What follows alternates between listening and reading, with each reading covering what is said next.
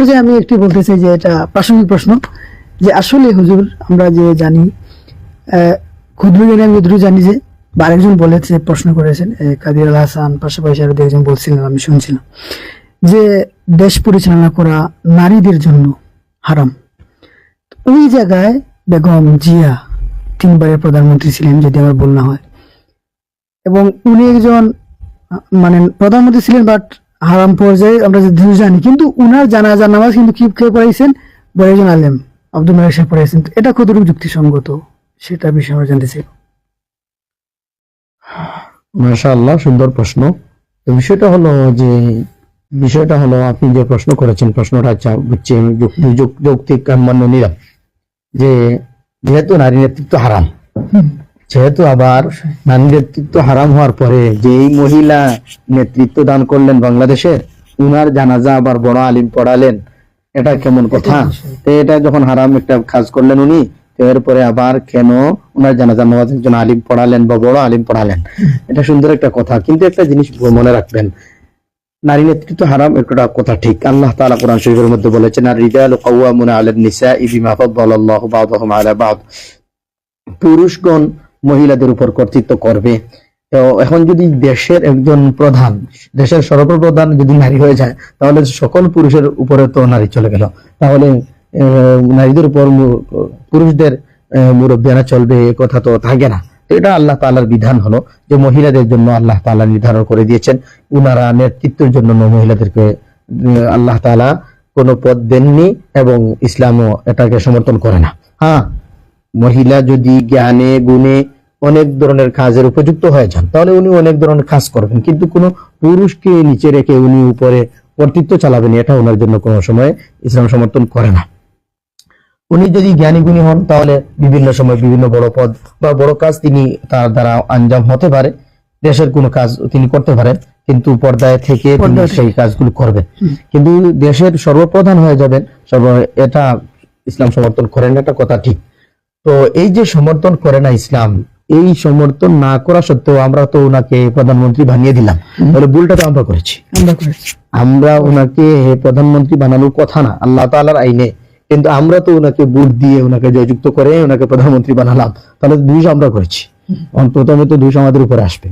2 নম্বর কথা হলো, একজন মহিলা যদি তিনি নেতৃত্ব প্রদান করেন, তাহলে নেতৃত্ব প্রদান করার কারণে কোনো মহিলা কাফির হয়ে যায় না, উনি মুসলমানই থাকেন। তো এইভাবে, আর উনি যে একজন মহিলা বেগম জিয়া, উনি যে একজন মহিলা সকল মানুষের মহব্বত করিয়েছেন, তিনি আমরা আমাদের জানা মতো যতটুকু জানতে পেরেছি যে উনি আলহামদুলিল্লাহ দেশের মানুষকে সন্তুষ্ট রেখেই তিনি এই রাষ্ট্র পরিচালনা করার চেষ্টা করেছেন। তদুপরি উনি যদিও প্রধান হওয়াটা ইসলামের মধ্যে ইসলাম সমর্থন করে না বা নারী নেতৃত্ব জায়েজ নয়, এই ধরনের কথা ঠিক, কিন্তু ওনাকে আমরা জয়যুক্ত করে যখন ওনাকে আসনে বসিয়েছি, তো প্রথমত দুষ্ট হলো আমাদের।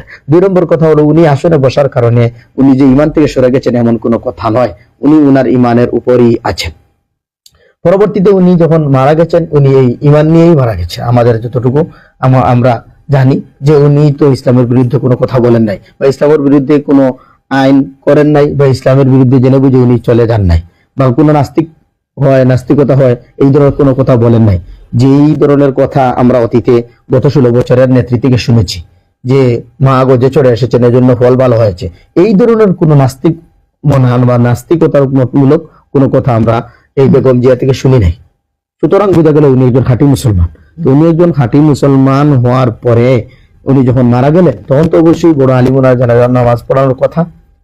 এইভাবে আপনারা জেনেছেন হযরত আল্লামা মামুনুল হক সাহেব এবং এই আহমদুল্লাহ সাহেব এবং আরো অন্যান্য উলামায়ে কেরাম ওনার খাঁটিও আজহারি সাহেব ওনার খাঁটিও বহন করেছেন।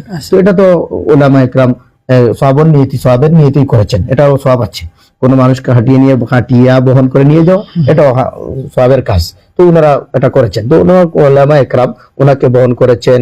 বড় একজন আলিম, আমাদের দেশের শীর্ষস্থানীয় আলিম মাওলানা আব্দুল মালিক সাহেব, উনি জানাজার নামাজ পড়িয়েছেন। এটা তো ভালো কথা। কেন? একজন মুসলমান যখন মারা গেছেন তখন উনি জানাজার নামাজ তো পড়াবেন। তো নারী নেতৃত্ব যে হারাম যে বিষয়টা, সেই বিষয়টির কারণে উনি ইমান থেকে যখন সরে যাননি, তখন উনার জানাজার নামাজ তো পড়তেই হবে। আর উনি যখন বড় মানুষ, সেই হিসাবে বড় আলিমই তো জানাজার নামাজ পড়াবেন, এটাই তো স্বাভাবিক। এজন্য মুফতি আব্দুল মালিক সাহেব যে জানাজা নামাজ পড়িয়েছেন, এটা তো আলহামদুলিল্লাহ। আর অনেক মানুষ আমাদের ওলামা একরামও বেশ খুশি, যেহেতু উনি দেশের একজন রাষ্ট্রপ্রধান ছিলেন, আর এই প্রধান একজন মানুষের জানাজার নামাজ পড়িয়েছেন ওলামা একরামের মধ্যে থেকে একজন প্রধান। এটা তো আসলে খুব ভালো মানুষই হয়েছে, এই জন্য আমরা ওলামা একরাম অনেক খুশি এবং অত্যন্ত খুশি। কিছু কিছু ওলামা একরাম নামে যাদেরকে আমরা অনেকে আলিম মনে করি, এই ধরনের কিছু মানুষের জ্বালাপোড়া সৃষ্টি হয়েছে ওনাকে নিয়ে জানাজার নামাজ পড়ানোর কারণে। এই উনাদের জ্বালাপোড়া ওনাদের জন্য থাক, অসুবিধা নেই। এই উনাদের জ্বালাপোড়ার কারণে আমাদের কোনো কিছু আসে যায় না। এজন্য মাওলানা আব্দুল মালিক সাহেবের জানাজার নামাজ পড়ানো এটা অত্যন্ত সমীচীন হয়েছে এবং এটাই উপযুক্ত স্থানে জানাজার নামাজটি হয়েছে, এবং ইমাম উপযুক্ত, যেহেতু উনি রাষ্ট্রপ্রধান ছিলেন। আর ইনি আব্দুল মালিক সাহেব, ইনি ওলামা একরামের মধ্যে থেকে প্রধান, তো প্রধানের জানাজা পড়িয়েছেন, তো ভালোই হয়েছে। এটা সৌভাগ্যের বিষয়। এই সৌভাগ্যের বিষয়। যাই হোক, সুপ্রিয় দর্শক মন্ডলী, আমরা এতক্ষণ যাবৎ কথা শুনছিলাম এবং বিস্তারিত আপনারা চাইলে আবারও শুনতে পারেন প্রথম থেকে। আমাদের জন্য দোয়া করবেন। আসসালামু আলাইকুম ওয়া রাহমাতুল্লাহি ওয়া বারাকাতুহু।